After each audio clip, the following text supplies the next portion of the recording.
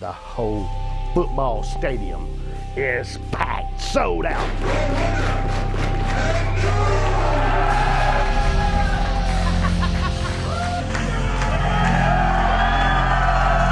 Woo! It's coming your way.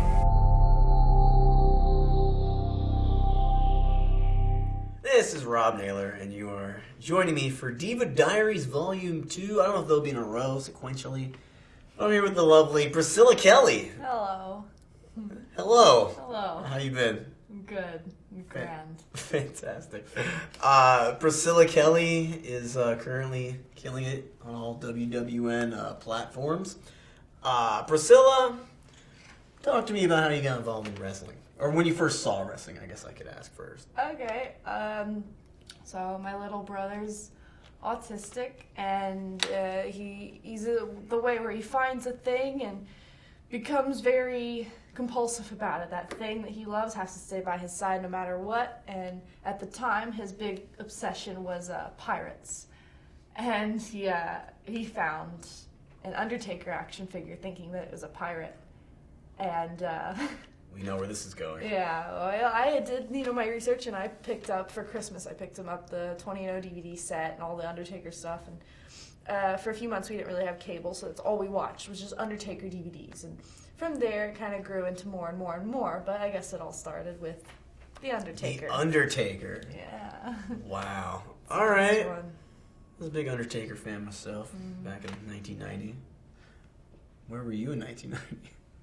You weren't even a thought, no.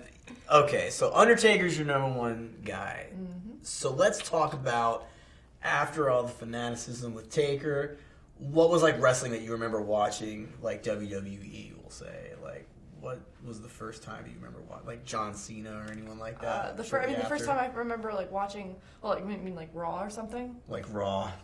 I mean, the first thing that I remember watching was Undertaker versus Giant Gonzalez. That was WrestleMania. I don't know if that's what you meant. That totally counts. But yeah, that's like the first thing that I think I remember myself watching. Giant Gonzalez and The Undertaker. Yeah, no, that was the first thing I watched. I would run fucking scurrying away from wrestling forever and take up tennis or some shit. Wow. Yeah, and then and he enamored you, Giant Gonzalez. He had all the bodysuit and the hair. Did. Jesus. And Undertaker had the Raven. You got it. Yeah, it was lovely. It's very theatrical. Yes. It was good. I think that's why I clung to Undertaker a lot. And I think that's what my brother did too. Like the theatrics and, just how cool of a character he really is. And, Paul Bearer along with him. It was just so fun to watch. Paul Bearer. Yeah, he's a trip. Paul Bearer and The Undertaker. Now, how about Kane? You all on board with Kane, too? We liked Kane. When I say we, I mean me and my brother. Yeah. Kane was pretty cool, especially, The Undertaker and Kane did their big feud together. I think it's one of the best storylines that happened was the brother feud. Brothers of Destruction feud. God, the parents were dead, and they chokeslammed him into the coffin, and the whole thing. There was goddamn fire come from the sky. As a child, I was of age. I was 30 at the time, but I'm watching all of it. I was not 30 by the way. How old are you now? We're not going to get into that. I'm a little older. I'm not 40. So here's the thing. So we're watching this, and I know the deal. I know what's going on. But if I'm a kid and I see fire come from the sky, I'm asking some questions. That's a little bit jarring for me emotionally, I'm sure. But obviously you're completely fine. It's not scarring you in any way. So you're good. So how about Mick Foley, Cactus Jack? He's going to be here this weekend at WrestleCade. I'm sure you remember those matches. Yeah, I've got a videotape of Mick Foley. I forget what it's called, but it's a Mick Foley tape, and I remember watching that tape, and I think that was the videotape that really inspired me to not hold back in wrestling, not be scared to take some risks, and that, because, when you watch all his old stuff, he's just so head first through tables, reckless, and he doesn't care, and he's just do it. And I think that's what gave me that mentality of let's just have fun with wrestling and do whatever comes to my mind. If I want to throw myself head first through a wood wall, which I've done before, let's do it by all means. You with a helmet. So you start watching wrestling. Now, do you get really into it? Like, were you like a super fan, or were you a casual fan? Your brother obviously was down. He's in. We got. Were you really kind of into like, it. yeah, that's like brothers and sisters. Like my little sister and me, we would watch wrestling as kids. And she liked gorgeous Jimmy Garvin and Precious because it was a girl. She's like, oh, I familiarize as a girl. So then she would watch that. And then I gave her the Russian Sickle from Nikita Koloff back in the 80s. And then Mom didn't let us watch for a while. But, like, you don't think a clothesline hurts. You're a kid. You understand. And, like, Chrissy's fine. But she won't be watching this. I know. But regardless, you get into it with sibling right. Like, she liked it for Macho Man, Elizabeth, and all that kind of stuff. So then you're into it. When do you start thinking, hey, maybe I might do this? Like, when does that get broached? So we had my brother's birthday party. It was like a year or so later. We had my brother's birthday party at like a local independent wrestling show, and we had talked to some of the wrestlers after the show about training, and they were like, well, you can start training, you know, you're old enough. And I was 16 at the time, and I kind of just started training, and up until that point, like, I never did sports, I never did any extracurricular activities. I stayed home playing Silent Hill till 3 in the morning. Like, that's what I did. I wasn't athletic. I stayed home with my brother. Like, I was, as they would say, I was rather lame. But introverted is the word we'll use. Yeah. Yeah. So like wrestling, I started training, and like I started picking things up and learning more and more, and it was one of those things where I kind of just fell in love with it, and I just like developed this passion for it, because I guess like that thing, you know, what am I going to do for the rest of my life? I had never had that planned out yet. I had never had that thought of, I didn't know what my goals were in life or what I wanted to do with my life, and then wrestling came along, and it was just like, this is it. Yeah. You know, it was just my calling that I felt the need to pursue. Now let's jump into training. How'd that go? Like the first time you fell and hit the ropes, like just describe that to maybe someone that might not. The first time I bumped, you know, it's an intense thing, because I used to be, and I still am pretty small, but I used to be just bones. Like when I first started training, I was like skin and bones, like, so every bump was like just taking a bag full of rocks, if you would, and just throwing it at the ground. Like it was just click, click, click, click, because all my bones would just hit the mat, if you know what I mean, because there's no muscle or fat or anything to like protect my body. So every time I would hit, it was just ugh, and it would knock the wind out of me. But I would get up and I would do it again, and I would keep doing it until I got it right. And you know, eventually, because for the first while, I would just kind of, as my trainer at the time would say, timber, and I would just fall over. Yeah. I wouldn't throw my legs up or anything. I'd just fall and just be like, is that right? And he'd be like, nope, do it again. I'd be like, all right. So just repetition. Yeah. And then hitting the ropes, I think that came pretty easy for me. You know, just like, I guess it was the way that I was taught, I guess. Yeah. You know? But yeah, and then I trained with that company for about 6, 7, 8 months or so, and then from there, it was around July, I went to an AWWE show, Atlanta Wrestling Entertainment, and I watched the show. It was like their first ever show, and I stayed all day, and I helped set up and break down the ring, and all day I waited till like that night, chasing around the promoter and the booker, trying to talk to them. Now, is it the same promoter and booker currently? Yeah, it is. It was Josh Wheeler and Murder One. Murder. And at this time, I had been training for, like I said, about 7 months, and I had been managing and whatnot, but I still like had no clue about anything. You know, I didn't know there even were independent companies outside of where I had been training. Yeah. And so I stayed and I talked to Josh and Murder, and they had come up with an idea for me to start managing at their company, and I started managing, I believe it was Jeremy Foster. Jeremy, I don't even know his name. Jeremy Foster. Jeremy Foster. He's a Georgia guy, and I started managing him for a while. We did this whole thing, Power of Positivity. There it is. And wonderful message. I started training with Murder. That next January, I officially started training with Murder One, and when I started training with Murder, I saw myself completely change. Like, everything about what I was taught, everything. He just flipped it and he fixed me. Mm-hmm. Because, you know, when I first started training, I was being trained by someone unknowingly to me, had only been wrestling for 3 years. Yeah. And in my personal opinion, someone who's only been doing something for 3 years shouldn't be training someone, especially in a field like wrestling. Yeah. I feel like you need a little bit more of a history than just Seasoning, that. yeah. Yeah. So Exposure. in Murder, I don't even know how long Murder's been wrestling. He's been wrestling for a minute at that a point. long too. time. Yeah. And he's put out people like Jimmy Rave, dare I say, Chip Day, Iceberg, just so many talented people. Mm-hmm. And, watching these people and seeing how good they were, it would make you want to work with someone that put out these types of talent.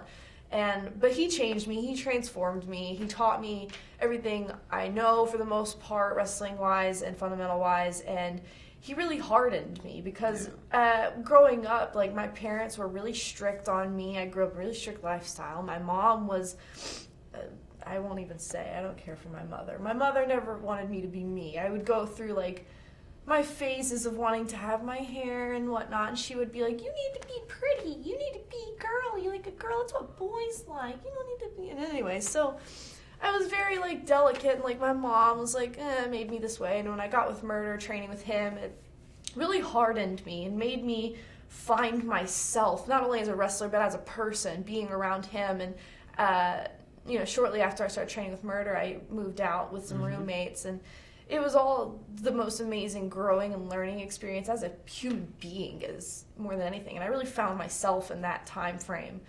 And so wrestling kind of molded you as a human, well, I wasn't social. Growing up, I didn't go out to skating rinks, clubs, house parties. I never did that. It's foreign to me. Like, even when I got into wrestling, it was really my first experience in the social world, because I started homeschooling in middle school, 7th grade. Yeah. So I never experienced high school. I never experienced real friends or anything. So coming into the world of wrestling, I had to just learn to be social. Mm-hmm. And that's hard. While. Someone that's introverted. Like, this is the last business for an introvert, and like, so many people get into it, and like, you have these things that are habit to you, and then you gotta kind of break out of them slowly. And Murder really, Murders, I love that, by the way. Like, Murder, because I remember, like, Homicide trained Becky Bayless and Low Key, but like, Homicide, my friend. But like, Murder won, obviously, Wild Side. He's done it all in Georgia, and like, almost like a wrestling dad. Yeah, Murder's my dad, straight up. I love my dad. My dad's awesome, but when Murder started training me, he gave my dad the promise and the nod that he would always look out for me and take care of me, and he has. And even though we've went at blood and war with each other, because over the years I've been stubborn at times, but it always comes down to he wouldn't let anybody mess with me, and I would never let anybody talk about him or mess with him, and it's very much dad and daughter type thing. Nice. Now about Josh. We're going to talk about Josh for a little while. Josh. Not that Josh. We'll talk about him later. But no, Josh from AWWE. Like, I don't know Josh. I know Murder to a degree. Josh, I've just recently become acclimated with. Nice guy. But just talk about Josh, and has he changed? Like, obviously you met him a little while ago. He's changed with time. I've known Josh for 4 years, 4.5 years, something like that. So Josh is Josh, but at the end of the day, Josh was the one that would drive, it's like an hour and a half, 2 hours every week to pick me up for training and take me all the way out to Cornelia, which was 2.5 hours from where I lived at the time, and would take me to training. And never asked anything from me. He just would do it. In you. Yes. Yeah. And Josh and Murder both, I guess they saw something in me. I don't know what it was, but Josh really did a lot for me in that time. And still to this day, he believes in me, and same with Murder. And but yeah, my favorite thing to do is I poke Josh in his tight little tummy because he doesn't like it, and he goes, oh, and it's nice. And he hates mayonnaise, so if you ever meet Josh Wheeler, smear a little mayonnaise on your hand, shake his hand, and then let him realize what he's got. He'll puke everywhere. It'll be great. He has an aversion to mayonnaise? He hates mayonnaise. On sight and smell is his He'll mom. cry. He'll cry as well. He will cry. But yeah, Josh is pretty great. Mayonnaise. I've tortured Josh over the years. I like with some helmets? Are you kidding me? Shake mayonnaise in his face. Like he gets upset. He really does. Yeah, well, man, I don't like that. We call him hamster hands or gerbil hands because he's got very small gerbil type hands, and he drives a Kia Soul, so it's like he's just like the hamsters that are in the commercials that are like,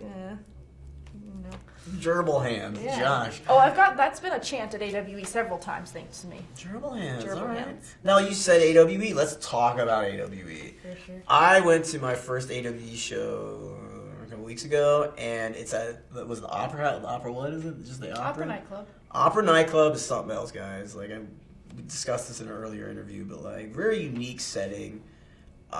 It's a club. The acoustics are great. I can imagine that place packed. It's probably amazing. Yeah. Big screen. I went little. wait, let me get this right. The rappers were recently there on a show, and it's Little Scrappy and not Little J. Stevie J. I'm gonna look. There we go. I got a nod of approval from someone in the room who knows the difference. Because I'm not as hip as I used to be. But yes, Stevie J and Little Scrappy were at this AWE show, and it was just a delight. But let's talk about AWE. There's a vibe. There's an aura. Like Josh is in the ring. Like it's like Heyman reincarnated, just going nuts. But it's familial to me. It's like everyone there knows everyone. It's like Cheers, everyone's just there. They're all just around and enjoying stuff, and the crowd is pretty freaking energetic. So just talk about the feel. You've been to more shows than I have. Yeah. So let's get into it. AWE is a very special and particular type of show.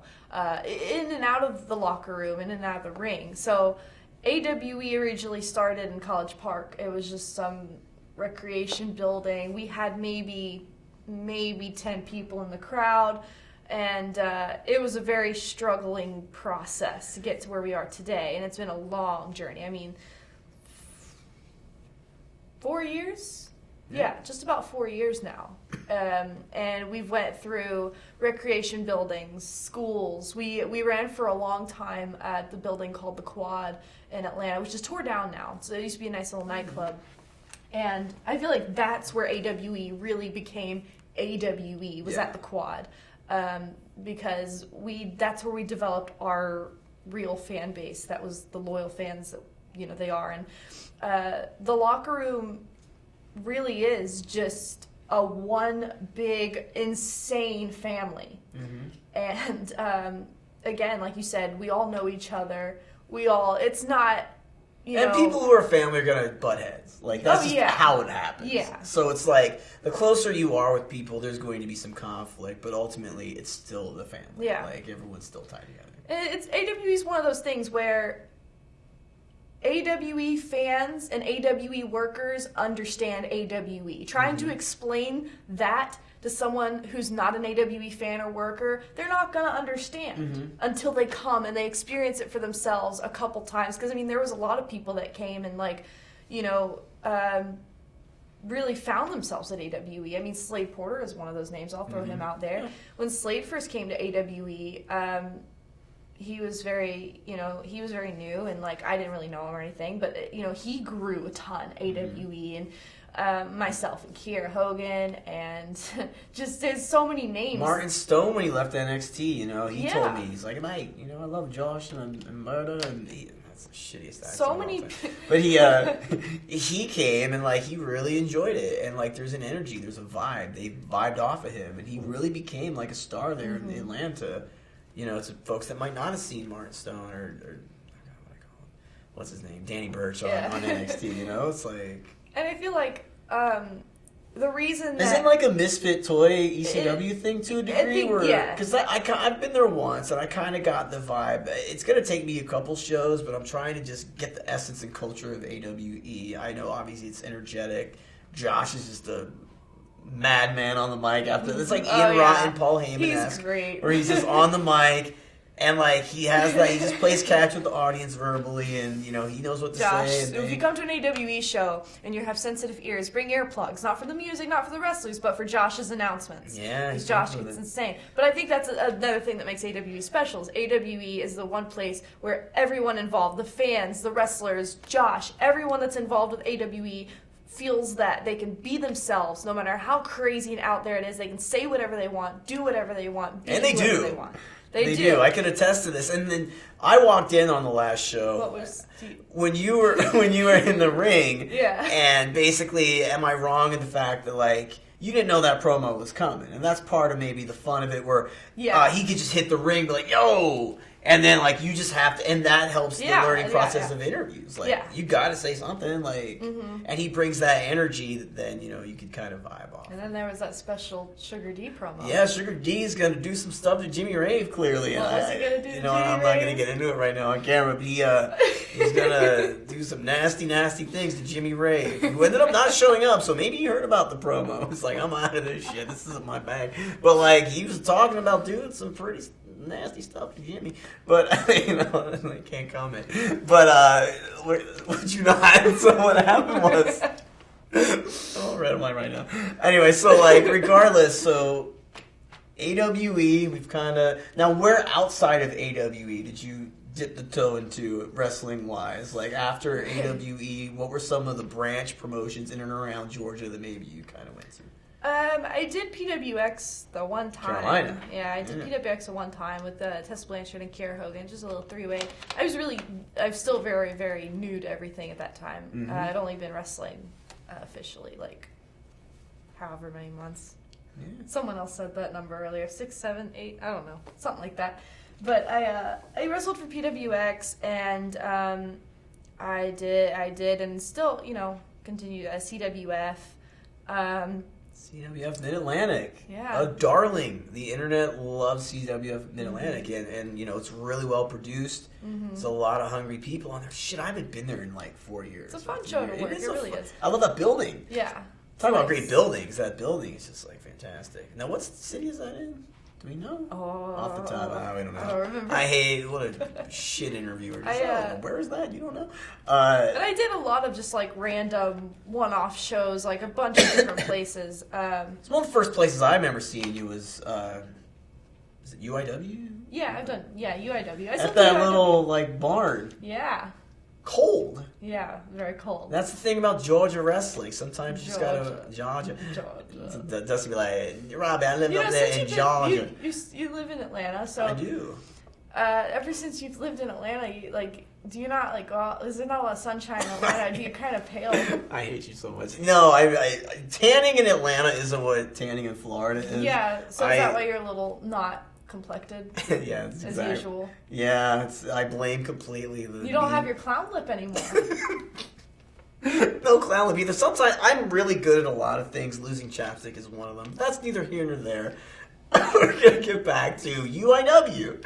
So it's cold. You gotta brave the elements. The ring seems hard as shit. Talk about that. Like, you just gotta be blunt. Like, it seemed like a pretty hard ring.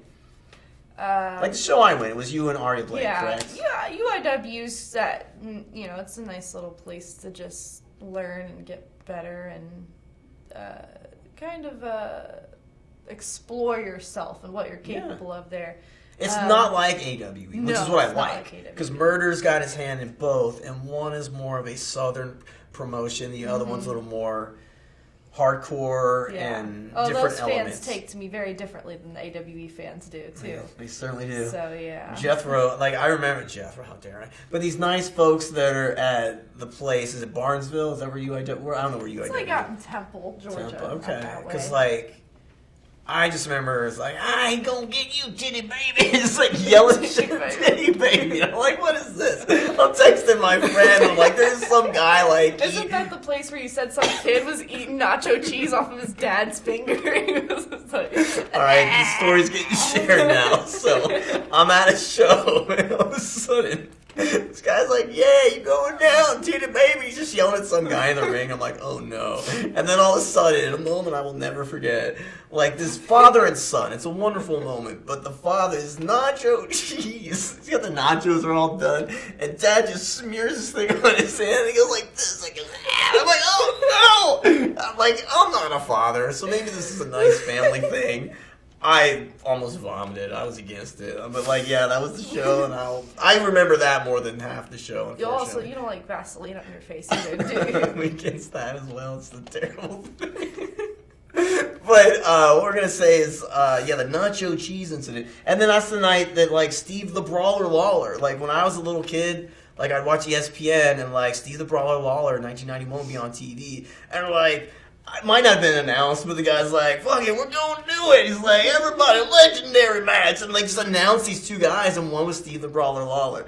And I was like, I drove 5 hours to be here. I'm cold as shit, and it has all been completely made worth it because Steve Lawler from my childhood walked out, and, like, everyone that was there was like, yeah, it was fucking great. But, yeah, UIW, if you haven't been, go. It's a good time. And then PWX. Yeah. Carolina, really well produced, but just like once. I think I only did PWX once. I've been to the show several times, riding with another person. But other than that, like, I've wrestled a bunch of places, but like honestly, like at this point, like it feels like so long ago, I can't remember. Like my mind is blank. Because a lot of places, like steadily, I was AWWE, and then. At that time, I was still finding myself as a wrestler a lot too. Like my first year was hard. Like Murder was really hard on me my first year, and he still is, but extremely hard on me my first year officially wrestling. Like there were times where I would be crying my eyes out and having to walk through the curtain as I'm just crying my eyes out because You're getting emotional talking about it. Oh yeah, you remember this stuff. He was very intense, but the thing is had Murder not treated me that way, had he not put me through so much hell, I wouldn't be like hardened your hardened. exterior. Yeah, and I would not be who I am today as a wrestler and as a person, and I think I really needed that. And at the time, it was like a child being chastised by the parent. It's just like, I hate that person. I hate him. But, now that I'm older and realize, looking back on everything, I'm actually very grateful for it. And, because not every trainer out there is going to be like that towards their students. Some trainers are just going to be like, whatever. If they fail, they fail. If they succeed, they succeed. But Murder only saw me succeeding. He wasn't going to let me fail. Yeah. He wasn't going to. And Murder won. I need to be around Murder more. I've seen Murder twice in Atlanta. Been around Murder too much. That is Father Doom. Murder's funny as shit. Like, if I'm in a room and Murder's in that room... God damn it! This is gonna be a good time, and he will bag on everyone, and I'm sure everyone know. And it's in a jovial, fun way. And like, I just remember the one time leaving a room and being like, "Yo, he's gunning for it." Like, he's got to have a line. He's do not. But like, Murder's so funny, so smart. Oh yeah, Murder will make you cry in laughter. He's one of the ridiculous. Funniest one of the most ridiculous friends of mine, and yeah, it's like Murder one. You think intimidating, and he is an intimidating guy. However. For sure. He's got that fun side too. Man. Like, he's a big guy, and if you don't want to piss him off. I've seen him very angry at myself and at others, and it's not a fun thing.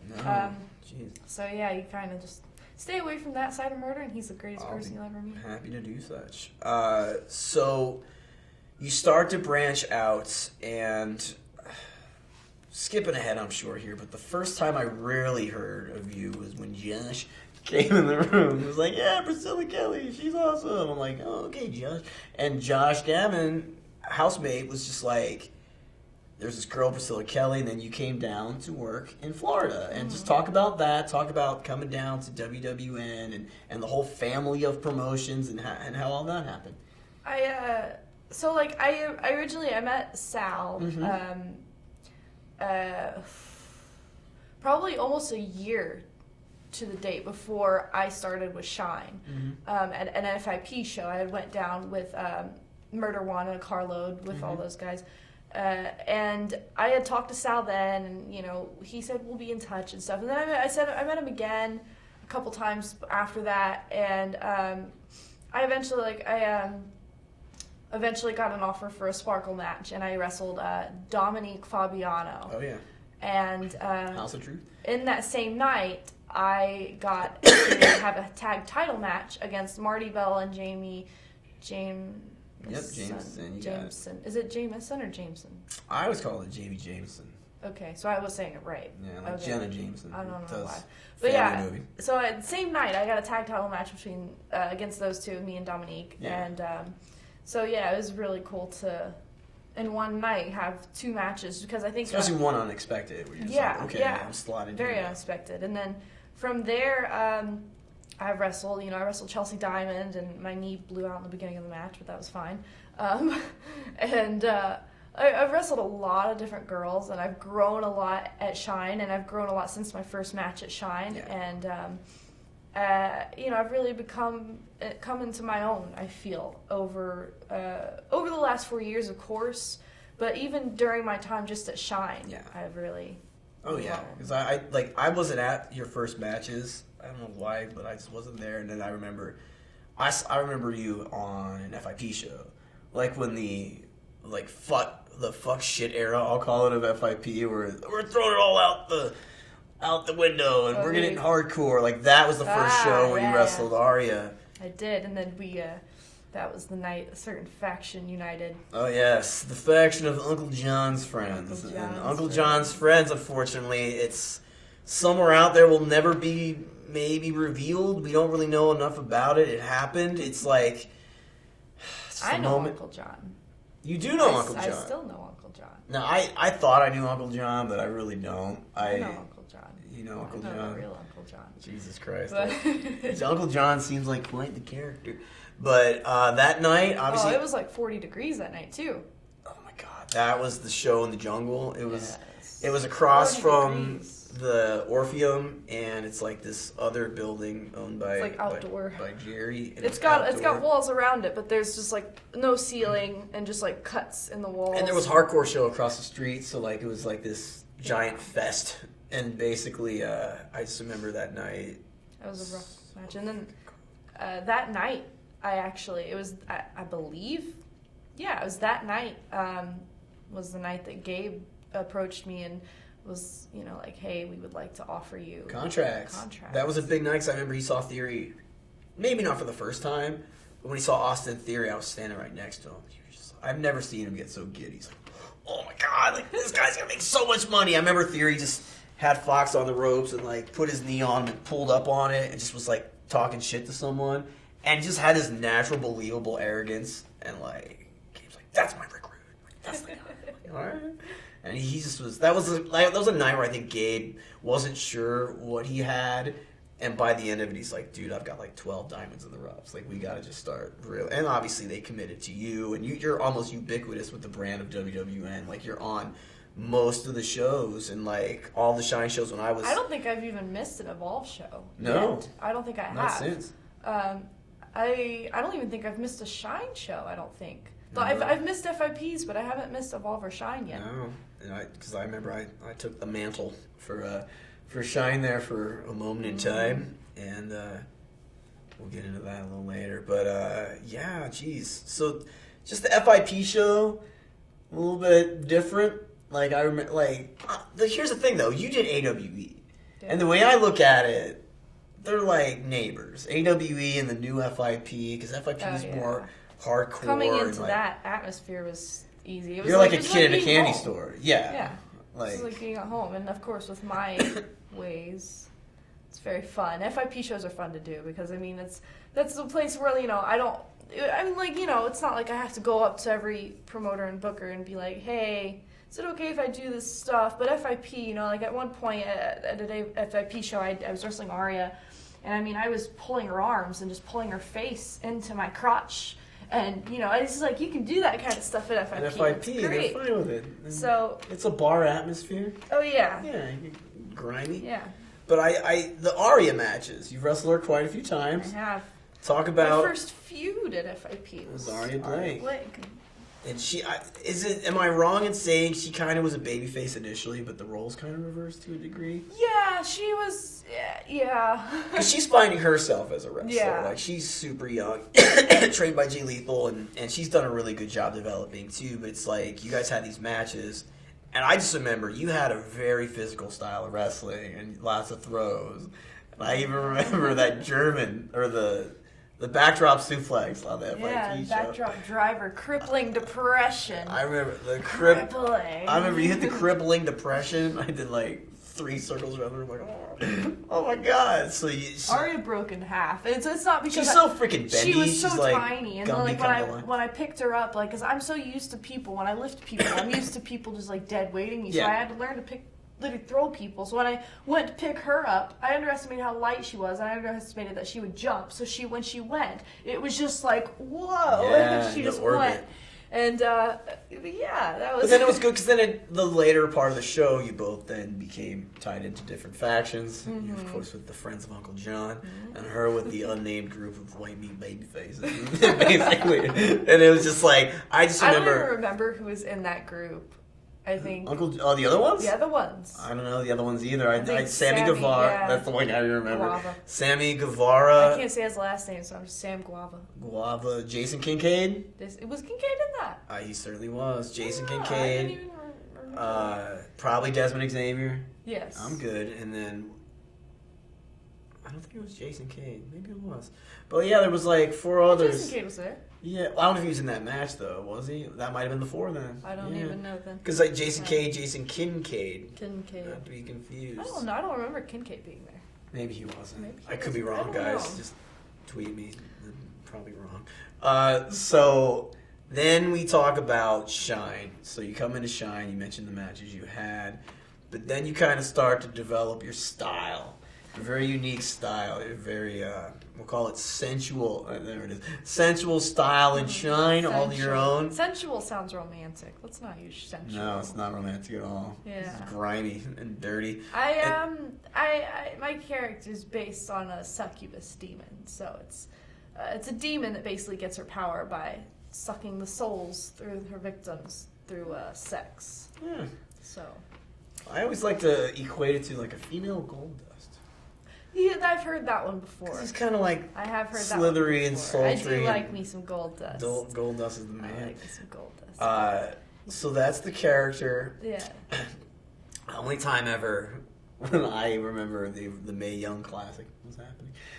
And you got your thing. It's your thing, and I love it. And I just remember thinking, oh man, maybe tone it down a little bit the Mae Young Classic weekend, but it was fine. This is what you do. You gotta let PK be PK. That's how she does. It's like it's and it's not like.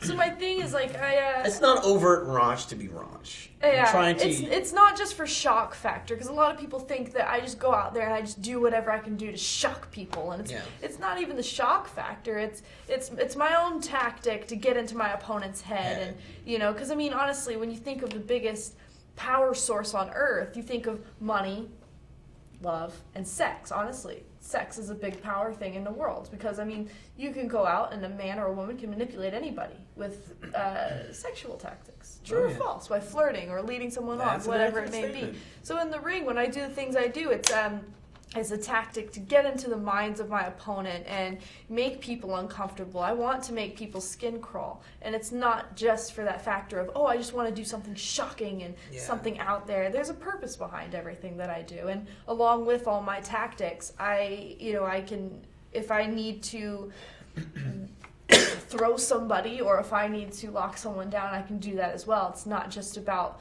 the character aspect or whatever you want to call it either. You could do the diversionary stuff and the tantalizing stuff and then be like kick ass too. Just blend it all together.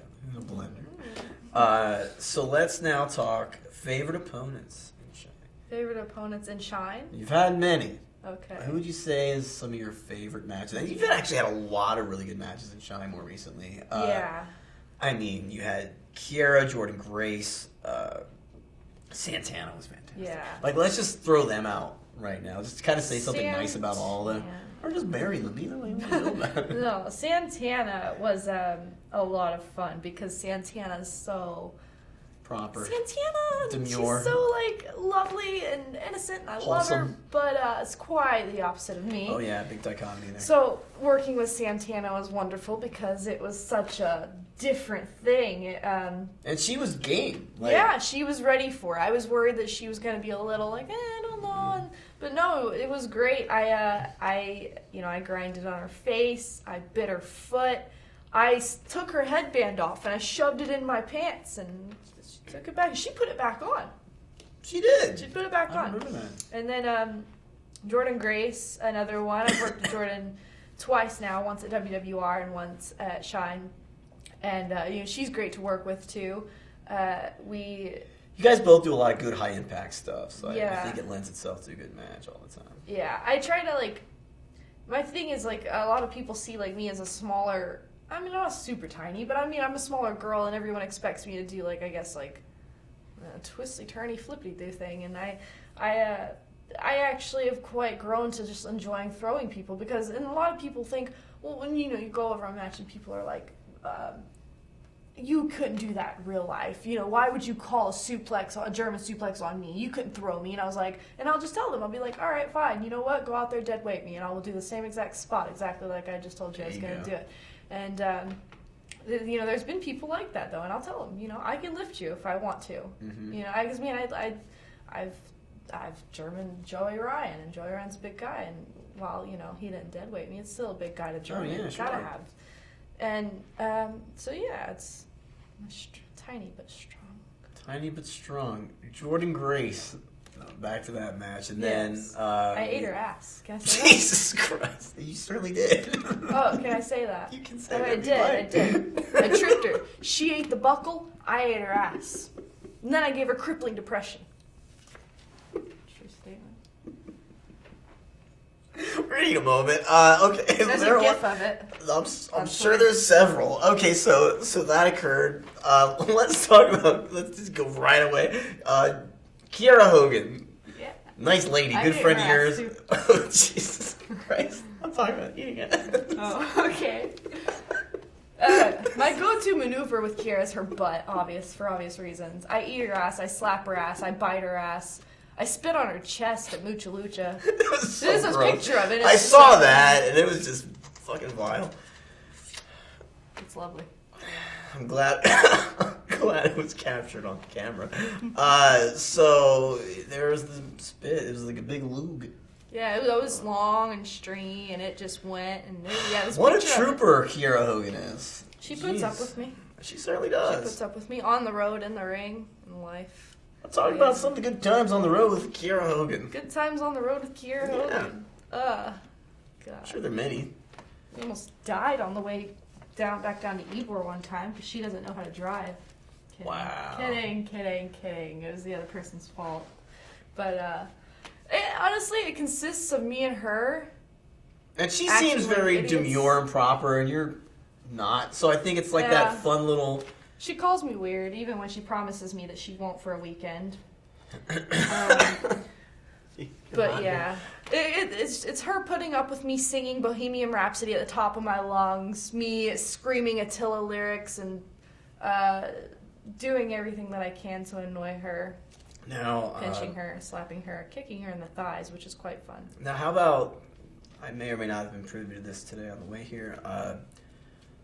Explain this poke candy bar thing. What is that? Poke candy. See how the candy bars, I'll poke you. Oh. What is that? Explain. Is Yeah. that something you came up with? No, I actually was taught that little game by somebody. It kind of hurts. Yeah. I don't know. So it's like you take your finger. It's a lot better when I have nails. Now, hold Oh, on. Jesus. Now So, I'm squirming. Listen. Okay, yeah. Can I move my chair closer? I'm You so can. far away. It's All right, always here we that go. thing. I don't So know. you gotta poke their chest, and you gotta name all the candy bars. You do. Yes. Yeah. So you go and You go. Ow, my God. do it. I don't like it. No, This girl's just fingers fart. are like, I like Kit Kat, Twix. Yeah. Mr. Yeah, Goodbar. So gritty. You go. If you do whatchamacallit, If Snickers. you do all of them, you win. Snickers, Milky Way. Not but with me poking your chest. Yeah, I know, but I don't want you to poke my. But you win if you do that. But what do I win? You win. You don't win it. No. You win. It's nice. I'm Alright, fine. If you win, Your chest cavity hurts regardless. If you lose, you gotta do something. Wow, the habits that you have. I wonder where you're picking them up from. Yes, If you lose, you gotta do something. everyone I hang out with is so filled with wagers these days. So yes, if you win, you win. If you can get them all, you win. If you lose, you gotta do something. You gotta do something. And I'm surely it won't be a fun, amusing thing. So outside of that, you and Kiera are good buddies and friends. Buddies. And how long have you known Kiera Hogan? Oh no. Would you say she's probably 4 your years? best local friend? Yeah, it's my only local friend.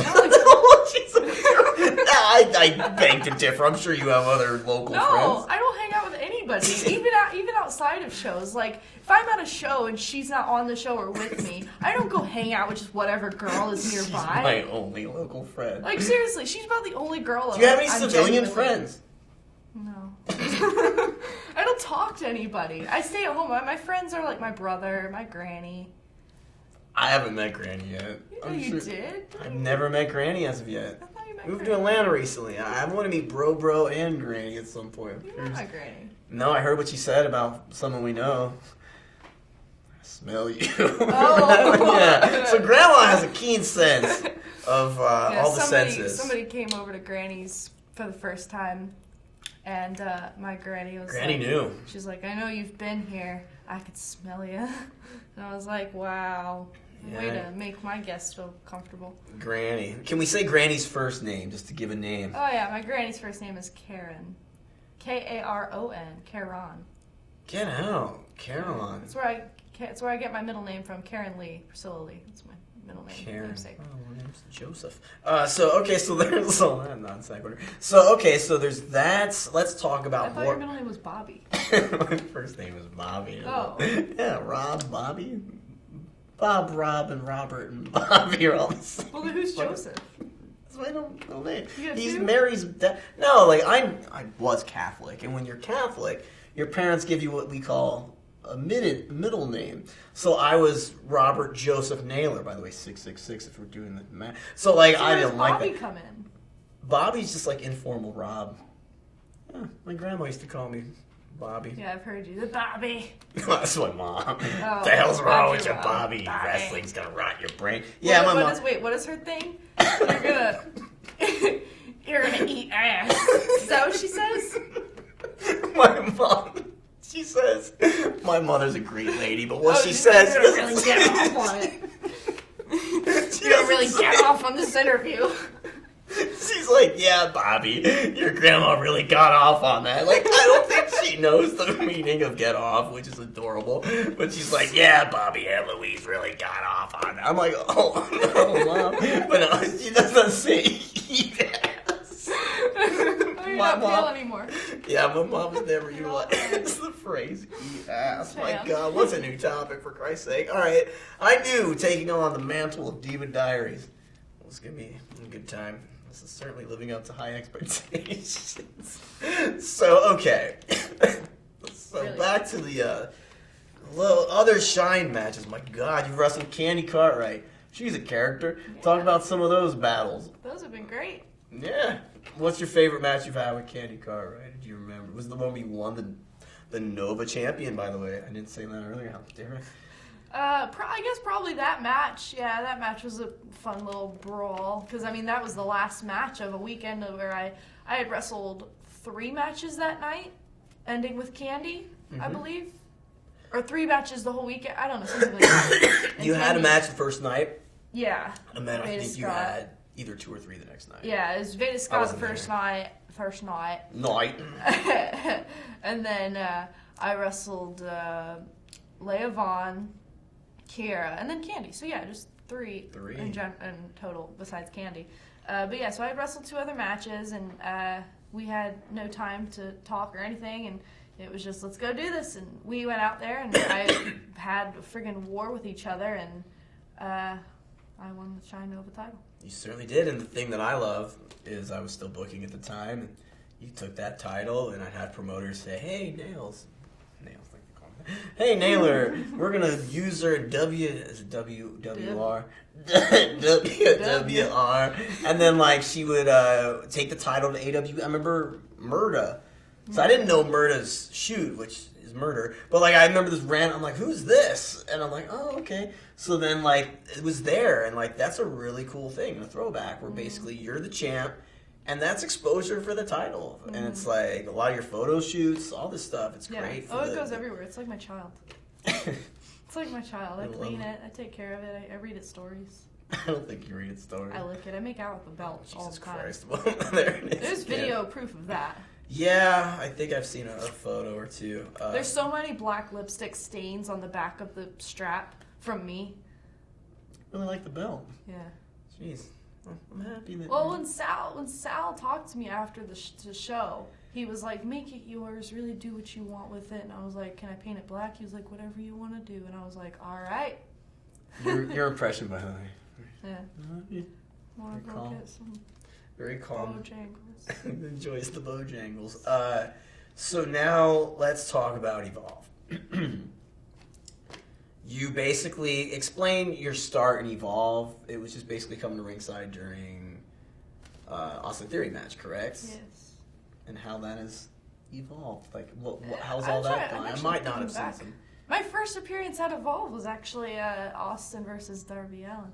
And a smile on this one's face, so that's nice. And I came out, I did the creepy thing, me and Darby had a moment, and then I left after the match. And then eventually, I believe we were at La Boom in New York. I came out at the end of Austin and Trent Beretta's match. And I came out, you know, and I gave Trent the touch of death. And then Austin gives Trent the low blow and the TKO. And then I jump behind Trent and I start biting his neck, toss him to the side, and I led Austin on his way. And from then on, it's been Austin's under my control. Complete chaos. Complete chaos. And you'll come out and just scream. Yeah, I did. I think Kincaid was up on the top rope going for something or another, and lost my shiznits. Can I cuss? Let me tell you, we're so past that fucking point. Yes, of course you can. Oh, what? Because I said ass? You said, yeah, sure. All right. Broken wide open. So I lost my shit, and I started screaming and losing my mind, and then Kincaid just gets fucked by Austin. Not literally. It's a nice... Figuratively. Very young lady. All right, so all of that's happened. Now let's talk about the chef of the meal, the man behind the curtain, Gabe. Oh, You basically I was working like, with who Gabe. the hell? Yeah, Who's the Gabe. chef? So let's how's working with Gabe been? Obviously, he's doing some exciting things with NXT now, and he's got all that pedigree of the Ring of Honor days and Dragon Gabe USA, and we got Evolve and the whole deal. So talk about kind of just working with Gabe and some of the insight he might have given you over time. It's a really weird way to put it, but it's almost as if I got passed on from murder to Gabe in a way, and that almost like this person is here to help me grow and get better and see me be successful. And same with how murder was with me, it's almost how Gabe, except Gabe doesn't yell at me and make me cry like murder does. It's like you're going to get your PhD. Yeah. And you've graduated to Gabe. But what I'm saying is Gabe really takes the time to break everything down to me. Mm-hmm. And all the younger talent, Darby, Austin, he breaks everything down, and he knows what he wants. And he knows what he wants, and he knows how things should be. And even if it's not something to do with Evolve, I mean, he'll watch my Shine stuff, and he'll send me back feedback for minute by minute by minute, and he really just wants to help and see me grow as a talent. Nurtured, yeah. So Gabe has been great to work with in that aspect, and I've learned so much by working with him and just talking with him, and he has this vision and he's going to fulfill it, and he comes up to me and he's just like, I've got this idea, what do you think of it? I won't do my Gabe voice, but maybe I will. No. But he's been great. I really enjoy it. How about Austin? Good old Austin Theory. Austin's great. He's a nice kid. Austin's goofy. Like, Austin Theory, like the day Gabe saw him, like I didn't really know Austin Theory. Yeah. But a couple months later, we're all out dining. The whole WWA 4 crew, and me too. And we're all eating at Buffalo Wild Wings. He's got his nice shirt on. I think maybe that was one of those tryout where someone important might be there, and he's got this nice, clean, crisp black shirt. And I kind of have a bad, fatty food tooth, and I had my fries in front of me, and I go to open up a ketchup bottle, and the motherfucking thing explodes all over Austin Theory. Just juiced him every which way, and I felt terrible. And it's one of those things in slow motion where all I did was this, and it just like completely destroyed Austin Theory, like everywhere. And all the WWE 4 era Fox guys just clowning him immediately, and I'm like, no, it makes it worse. And then I'm like, I'm like feeling him up, like, oh, Austin. I'm like cleaning. I felt like such an a-hole. Can I get just a clip of you saying I'm feeling oh, Austin? Don't you dare. That'll be gift immediately. I'm like, look at this jackass. But no, so I was like, no, get him to stop. So like I was trying to clean him up, and then like to his credit, oh, it's cool, man. It's fine. And he just got shit all over him. I was like, oh no. So poor Theory. But yeah, I spend a lot of time with Austin in the van ride. Well, that might be a question on his freaking own. Yeah. But Austin's almost become like like a brother. Austin is literally like my brother. Like, we joke around. We're just idiots. Like, we've been at airports delirious at times, just doing voiceovers for what people are thinking in their heads as they walk by. We have fun together. He's like a brother. I dig him, and he's really like at the WWA 4 school, which I'm now around all the time. Like, he's young as shit. Like, he's a young man, and like he's just he's coachable, but then he's able to help the younger talent, and just with movement and mechanics and where to be, and he's so giving, so nice. I'm just like, wow, look at this guy. Your brother's got a strong future in this business. I think he's gonna do a good job. And he didn't get mad at me for the ketchup incident. And ultimately, that's all I really care about. Because anyone else might. I don't think I've ever even seen Austin raise his voice. Yeah. I've never seen Austin really Maybe mad. it's that. I was about to say it's that youth, but you're like same. Is Yeah. Austin younger than you? Same age, maybe? I think I'm actually a month older than Austin. Yeah, we were born same year. I think we're like a month apart. Youth of America. So there's Austin. Golly, guess we'll talk about this guy. Thoughts on Darby Allin and your interactions with him. Now, how's working with Darby? Darby's fun. That's good. I don't think I've only worked with him. I mean, like we were like Uncle John's friends. Like we're on the van together because we all ride up to Evolve. So yeah. It's like me, Fred Yehai, Darby, Austin. Oh, I got you. And then Sal, and then like the camera guys and stuff like that. Brandon Martin. And so let's see. I did Uncle John's Friends with Darby, and I came out with them during their big schmoz of a match that was at the end of that show, and that was awesome. An awesome match to check out. But Darby, I don't know, like that match, I kind of just clung to him because I was like, okay, you've got Sammy's over here doing something, Fox is doing something crazy over here. Chris. Dave was doing Dave, and you guys are like the dark. Like I see it as almost like a goth wedding cake, where basically you have little characters on top, and like I always just thought, well, look at that, it's Darby and Priscilla. What was your first thoughts when you met him? Because I know what mine were. Like, this guy's a little out there, but like when you first met, just quiet guy. I just liked Darby because like I remember the first time I ever saw him, it was his like. It was like his Evolve debut match. I was actually there, and when he did the contract signing and everything, and I came back home to Murder, and I was like, Murder, you gotta get Darby here. He's like awesome, and blah blah blah. And That's when he wrestled Iceberg, right? Yeah. Yeah.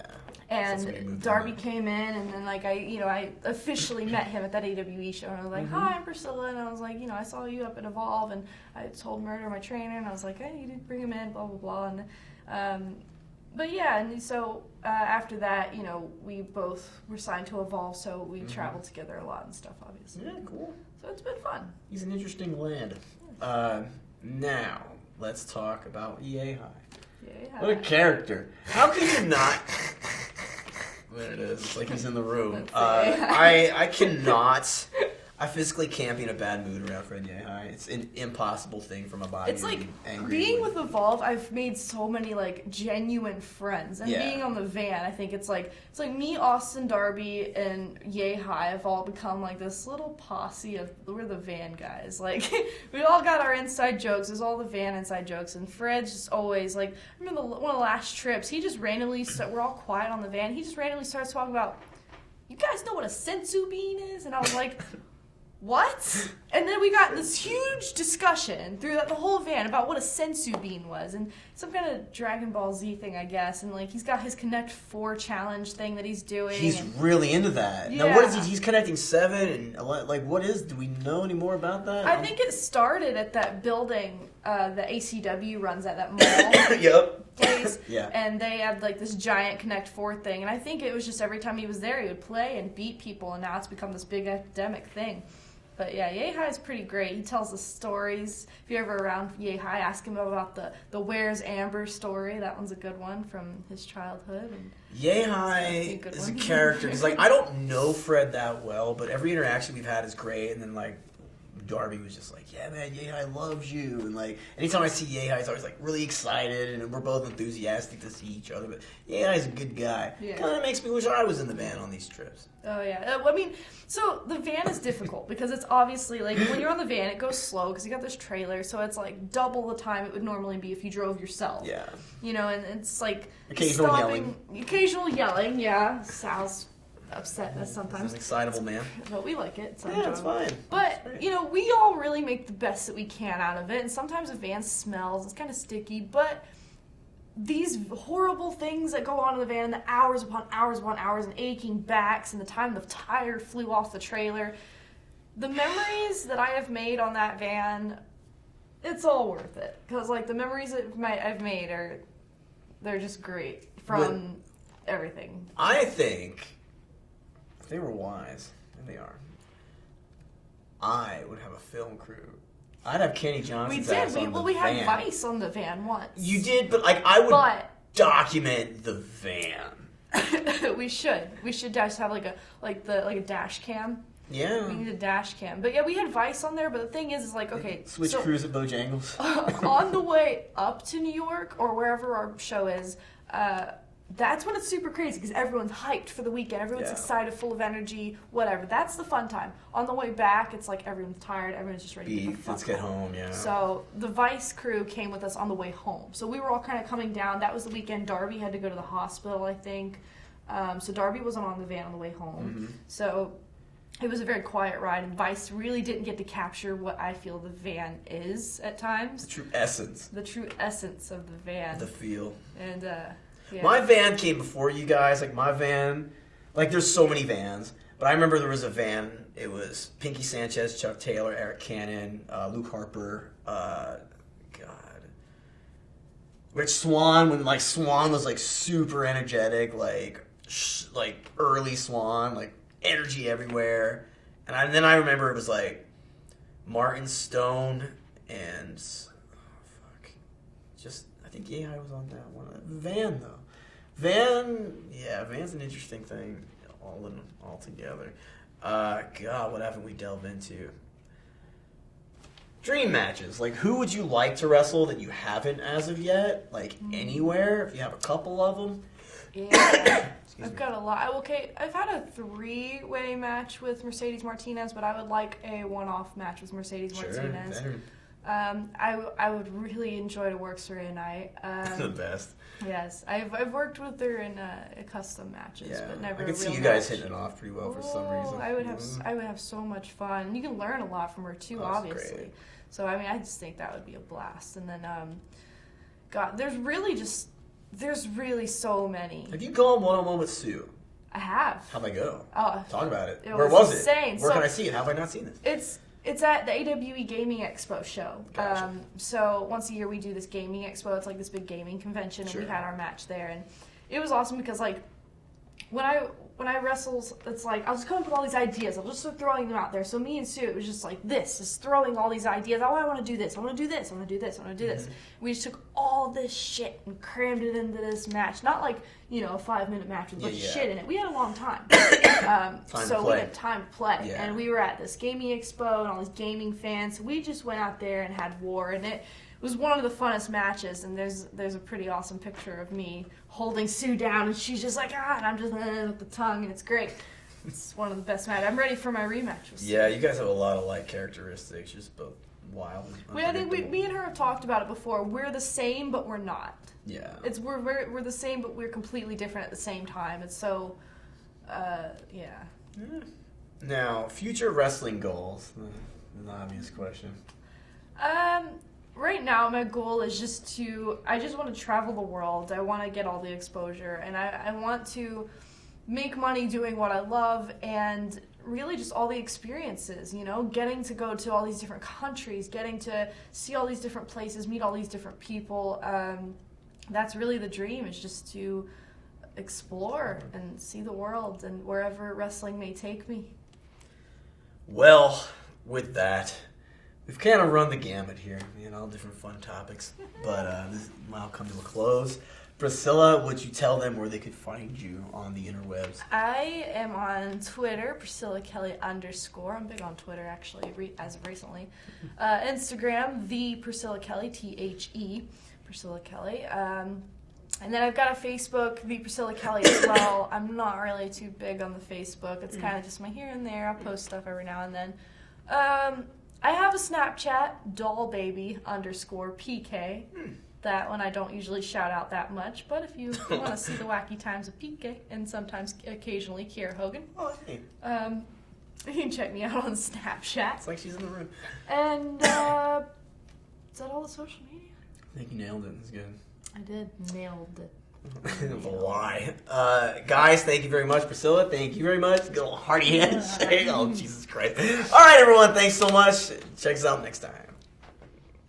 Young girls were once working together back in 2014 as part of a team, and now they are enemies, and they have been battling all over Georgia through many promotions against each other. Their careers have taken very separate paths from the time when they were once friends and training partners.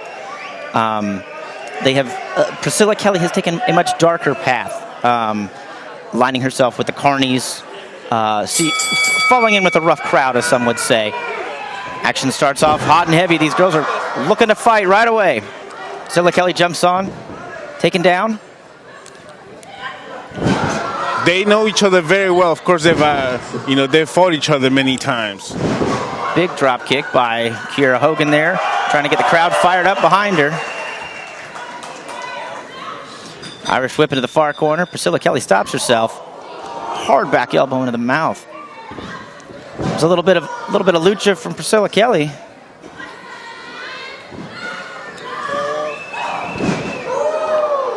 Danny, who do you give the edge to here? The PK, who has aligned herself with the Carnies and and is working with them. Then you got Kiera Hogan, who's, you've seen her in many places, most recently WSU, getting all this experience. Who do you give the edge to? I think I give the edge to Priscilla Kelly. I think she's aligned herself with people who maybe have a little bit. She's aligned herself with a lot of people who could possibly mentor her in the direction that she wants to take her career. I think part of that is she's aligning herself with people who have a lot of traveled experience. And I think that can only help the young career of Priscilla Kelly. Whereas Kiera Hogan's mostly stayed within Georgia, is kept within the same circle. But these ladies have traded. Hard kick to the face by Priscilla Kelly there. And a little bit of, let's call that a little bit of taunting the crowd. It looks like here Priscilla Kelly is not a fan favorite, where most other places she and the Carnies are with the popular crowd. Not quite here with the MLA fans. Ooh, hard chops there. Out this women battle on the outside with Priscilla Kelly still in control. Oh, Priscilla Kelly taking the long run around. And she's going all around the ring. She might be giving her opponent too much time. Oh, big hard kick right into the face of Kiera Hogan. That is a nasty kick. See, as she is Carney now, what is she willing to do? What is she willing to risk to pull the win here against Kiera Hogan? I think that with her alignment with the Carnies, I think, as I've said, she's taking her down a darker path. And I think that means that Priscilla Kelly is willing to do a lot more to win, putting her body on the line, willing to do a lot more violence to her opponent just to win. Where I think Kiera Hogan fights with a lot more honor. She fights for competition. She's one to abide by the rules. She's not going to take shortcuts. She's going to let her superior athleticism as well as her skill guide her to victory. Where Priscilla Kelly she'll do anything she can. She'll gouge eyes. She'll pull the tights. She'll do any of those things she needs to in order to like get an what upper she's hand doing on her right opponent. now. Pulling the hair, pulling the ears of her opponent. Biting her opponent. She will Look, do whatever it takes. oh, suplex on the outside by Kiera Hogan. The action's still outside. The referee is trying to get them to come back in. He's trying to get them to come back in, but he's also allotting them time on the outside. Nobody wants to see a match in by count out here today. Everybody wants to see a decisive winner and a loser here in MLA. Two young professional wrestlers, female wrestlers, who are trying to establish each other as the #1 woman wrestler in the state of Georgia. This right here, another big battle. Here they are on their knees trading shots. Hard forearms back and forth between them. I think this match right here, right now, is a statement for them to make of who is the better athlete, the better pro wrestler, and the one that rules the state.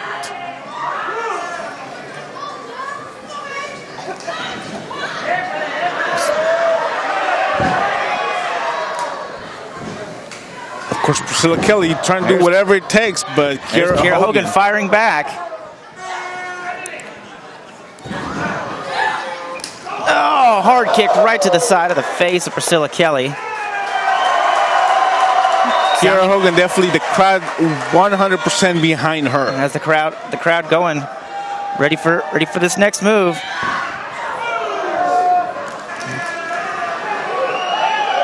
Oh, I think the crowd will like this one. Oh.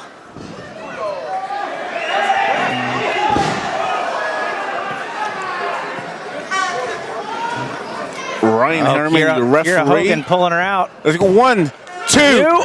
And Priscilla It's Kelly. only a 2. Priscilla Kelly still in this matchup. Priscilla Kelly kicking out at 2 here. As the action is beginning here in our opening matchup for Mucha Lucha Atlanta 11 Apocalypse. Kiera Hogan working to get the crowd behind her. Setting up for a big move possibly. Priscilla Kelly not ready to give up the fight. Hard roundhouse kick to the side of the face. Priscilla Kelly pulling her back up. Sets her up with the butterfly.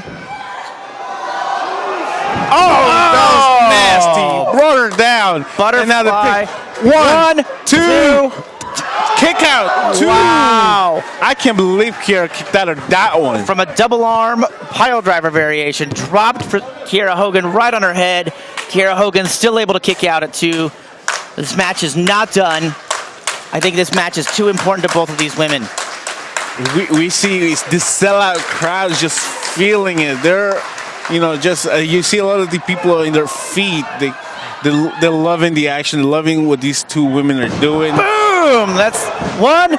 Ladies and gentlemen, set Kiera Hogan for the win.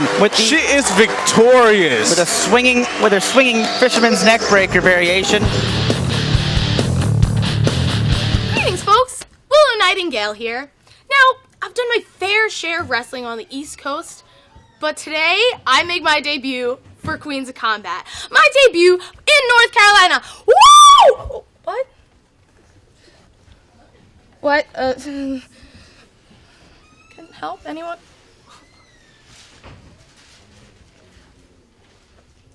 Nobody saw that. Help? No? No one? Okay.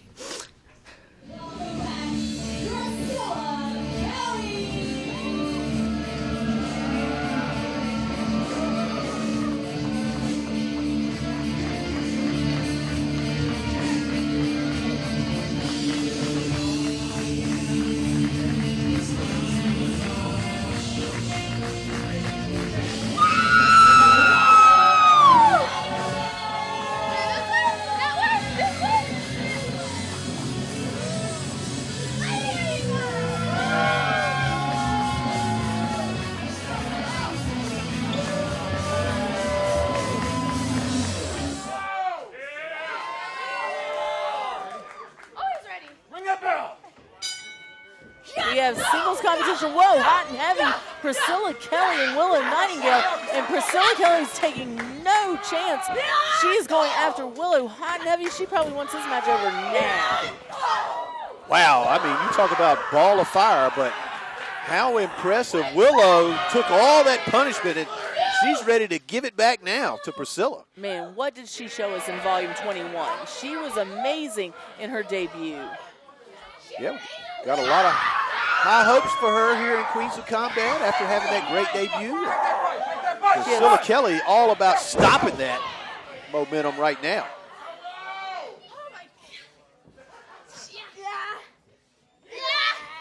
Got a side headlock. Priscilla with a kick to the head. Kelly waist lock.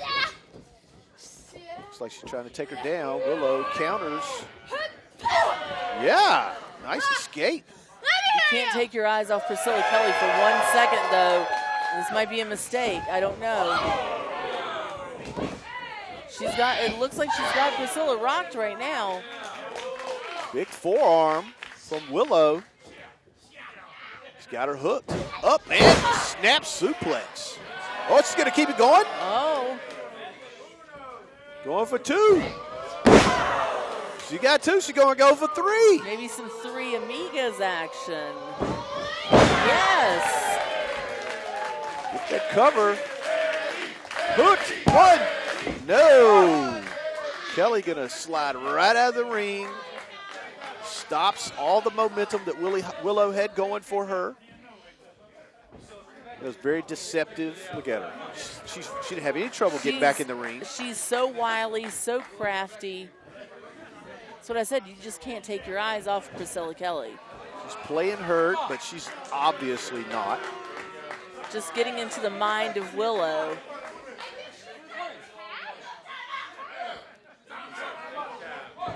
Willow's going to follow her back out of the ring. Here comes Kelly back in.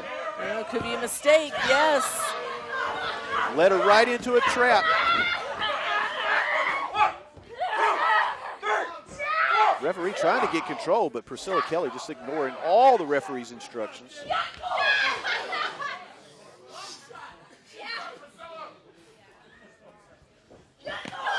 Kelly there, a kick to the thigh.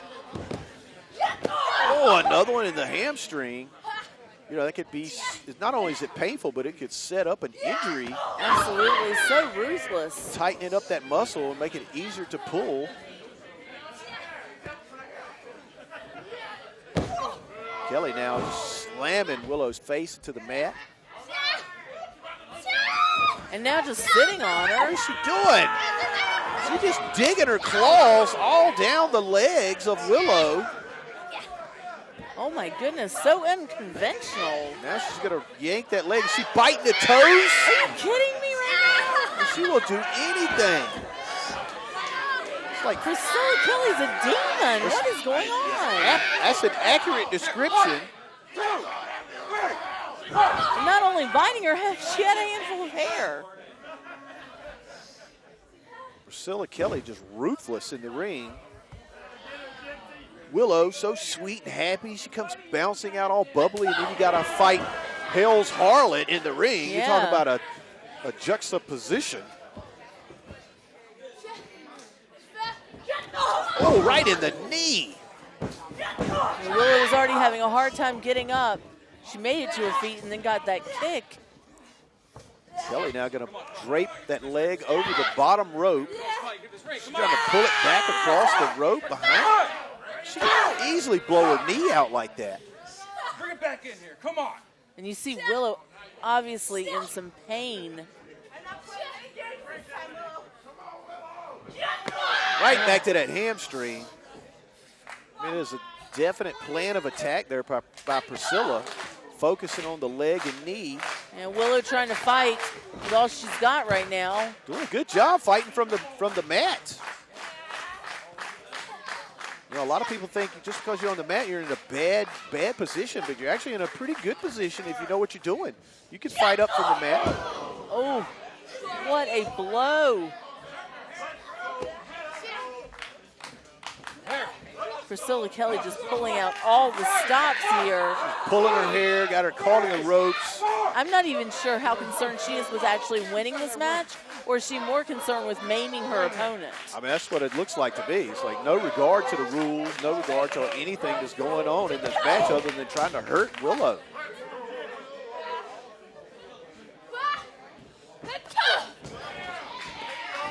Willow doing a good job fighting out of that corner, staying defensive, protecting that leg. Oh, wow, high risk drop kick. I think it paid off in one regard, but I believe that she may have hurt her knee. It's possible. She's definitely stunned. It's a very high risk maneuver. As you mentioned, I mean, Priscilla Kelly is down, but Willow, is this enough time for her to recover? More! Really babying that leg in the ring. Having to use the ropes to get up even. Willow trying to get behind Priscilla. Kelly able to stop it with forearms. Giving Willow a beat down right now. Just a kickoff there. She just kicked her as hard as she could. Not enough to keep Willow down.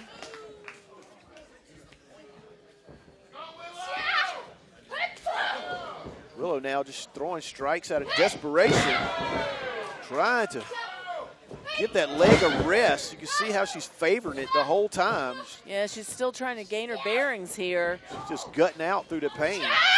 Oh, what a nice. Big maneuver she needs to try to capitalize. She needs to turn this into a pin if possible. Does get a 2 count, but only 2. I think the injury to her leg is really causing a lot of problems. She wasn't able to capitalize on that spine buster fast enough. You got to believe Priscilla Kelly's going to go right back to that leg any chance she can.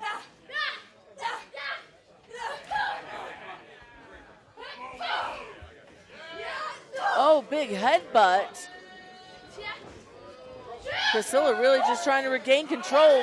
She could be doing it right now. Oh, from the top.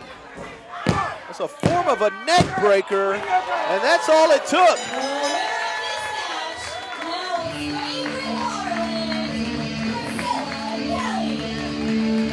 Priscilla Kelly picks up the Duke over Willow Nightingale in a highly controversial tactic match.